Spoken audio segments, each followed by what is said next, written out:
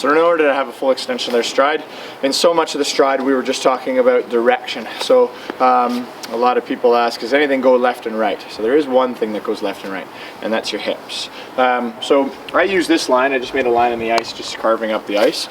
Some coaches have markers, so you can use that same thing. When we take a stride, we start on one side of the line.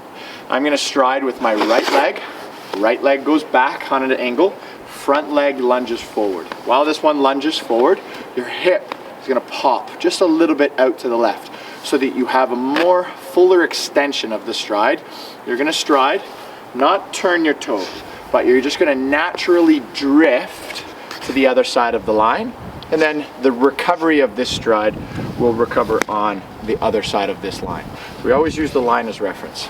And then we alternate legs. So we stride with our left, this one goes back, this one lunges forward, our hip more or less pops out to the right, and then as we're gliding, we shift our body weight. A lot of players confuse this drill by doing this, where they do sort of inside edge C-cuts that they can recover over the line. That's definitely not what we want to do.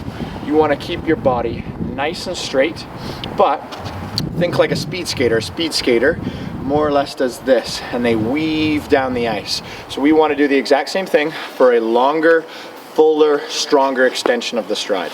So I'll show you how to do that when I take my stride. Watch the weave, watch the natural weave.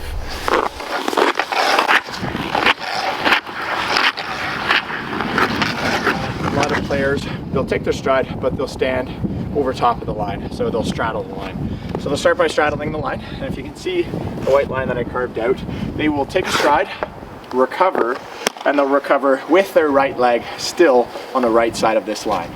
Left leg will stride, left leg will recover, and it'll stay still on the left side of the line. So the reason why we don't want to do this, you see a lot of players have a really choppy stride sometimes.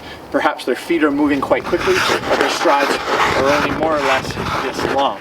So we want to make it longer by doing what we did before, where we start on one side of the line, take the stride, and the leg recovers on the opposite side of the line. So again, should be a very natural weave down the ice, shouldn't be too forced, shouldn't be on the inside edges, but we want to make sure the reason why we're doing this natural weave is for the recovery's sake. We want to recover with our feet almost right underneath our body for a longer, fuller stride, as opposed to a short, choppy stride that's nowhere near as powerful as long as what we can get. Similar to a speed skater stride again.